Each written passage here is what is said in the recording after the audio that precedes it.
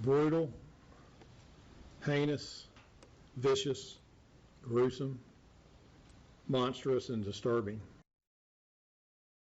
Year-old girl is dead, and now two teen girls are behind bars charged with her murder. The death of Kaniah Baker has sparked a conversation among city leaders on how to make sure something like this doesn't happen again. Baker's body was found last week in a vacant home after a fire on Cardamom Court in Northeast Columbia near Faro Road.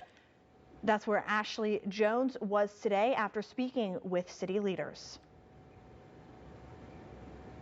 The death of 13-year-old Kaniah Baker has grappled the entire city and beyond. As you can see behind me, a memorial has been set up in her honor outside of the very home where her body was found, a vacant home.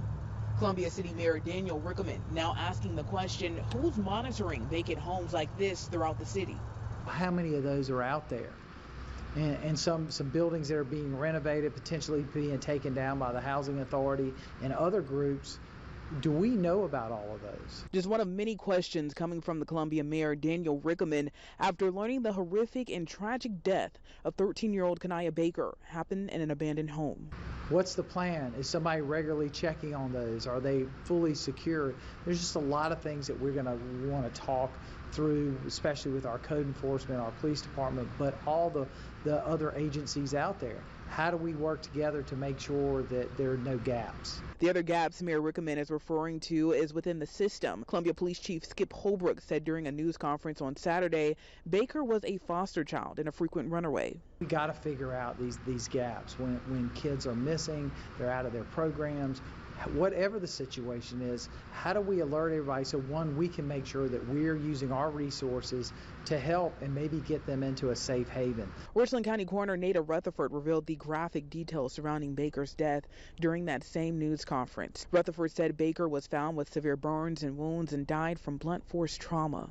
Due to severe trauma to her head, face, and body, visual identification just was not possible. My heart was broken.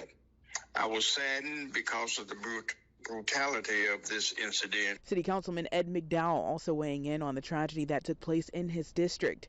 He says Baker's death points to a bigger issue.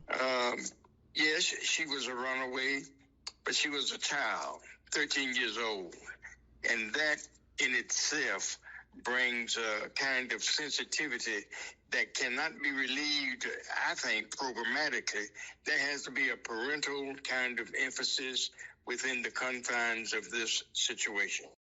And those conversations will start soon amongst city leaders. Mayor Rickelman also told me that what happened to Baker reiterates why he wants to invest more into the city's Office of Violence Prevention, which includes neighborhood safety.